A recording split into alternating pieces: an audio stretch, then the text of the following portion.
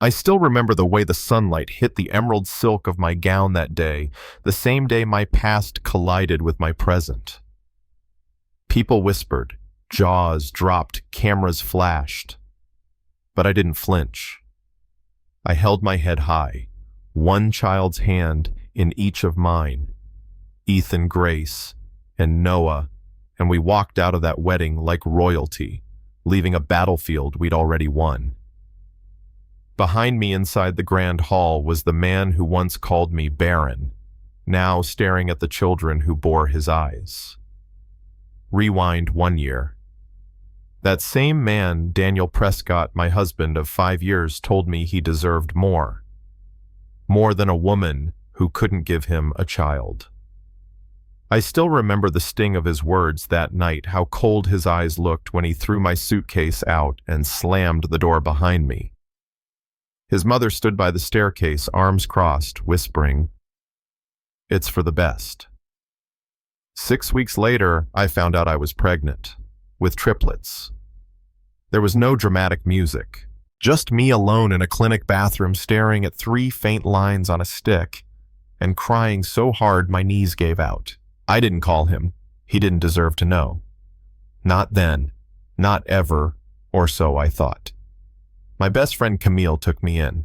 She had a tiny 2-bedroom place and a heart big enough to carry all 4 of us. The pregnancy was rough.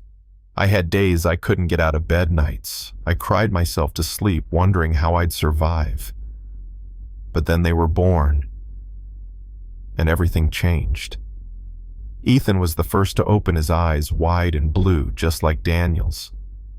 Grace came out screaming like she had something to prove, and Noah, he just stared.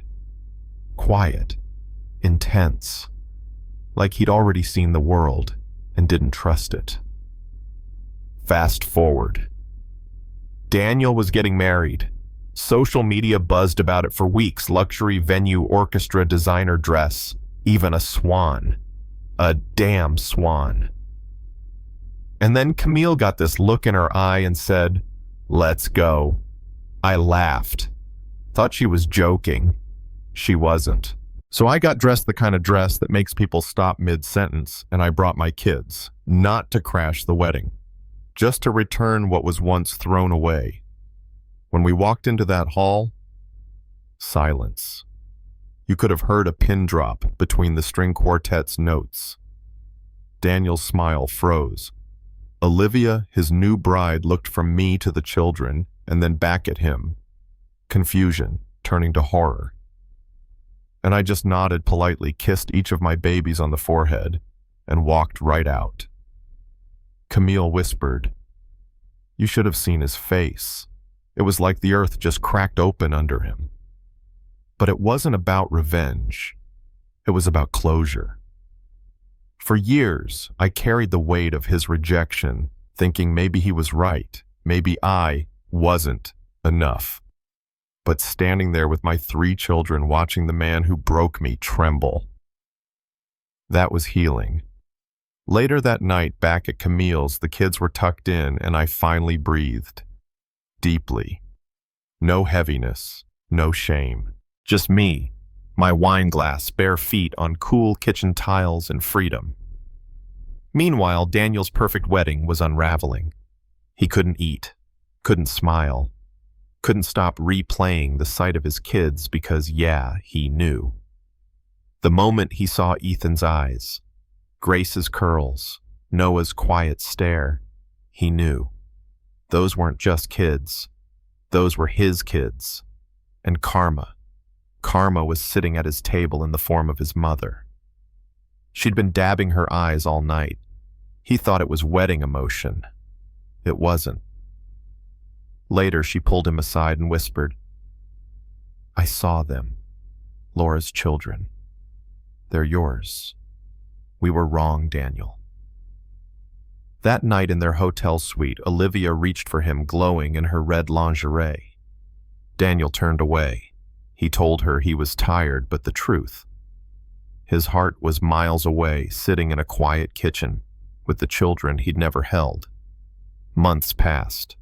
Olivia didn't get pregnant. Each month came with tears appointments. Maybe next time. Daniel started taking long drives alone. He stopped trying. Olivia started noticing.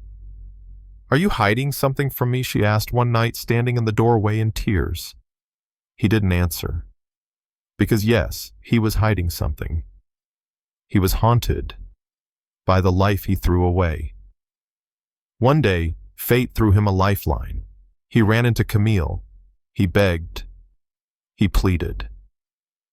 "Please, I just need to see them once." Camille hesitated. "After everything you did to Laura, you think you deserve that I don't," he said. "But I can't sleep. I can't breathe. I know they're mine." Eventually, she caved, told me everything. I agreed to let him visit, not because I missed him, but because I wanted my children to see the man who left them before he ever knew them. When he walked through my door, he looked broken, smaller, pale. His eyes found the kids first. They ran down the hall laughing. He dropped to his knees. "They're mine, aren't they?" I nodded. "You didn't even wait. You didn't even let me explain," I said. "I was scared," he whispered. "I listened to my mother. I thought you were barren." I cut him off. "You said that word so easily," he cried. I didn't. My tears had dried long ago. He asked for forgiveness. But forgiveness isn't a reset button. It's not a time machine. I told him he would have responsibilities. Not as my husband, because that story was done, but as their father. I filed for child support. The court ruled in my favor. Daniel paid. Outside the courtroom, his mother approached me. "I'm sorry," she said, weeping. "I was wrong. I didn't hug her. I didn't yell either. I just said, we all made choices. Now we live with them." I walked away that day with my children beside me. They were holding my hands, but truly it was them who had held me all along. As for Daniel, he went back to a house filled with silence, a wife who couldn't give him peace, a mirror that reminded him daily of what he lost. And that night, as I tucked my kids into bed, Ethan looked up and asked Mommy, "Who was that man?" I kissed his forehead and smiled. "Just someone who used to know me." My story isn't one of revenge, it's one of return. I didn't come back for applause. I came back to show that rejection doesn't define us. It refines us.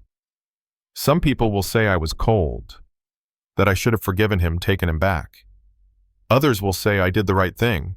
Maybe both are true. But now I want to hear from you. If you were in my shoes, would you forgive Daniel, or would you walk away like I did?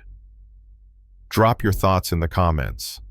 Let's talk about patience, pride, and second chances, and how sometimes strength isn't in staying, but in knowing when to go.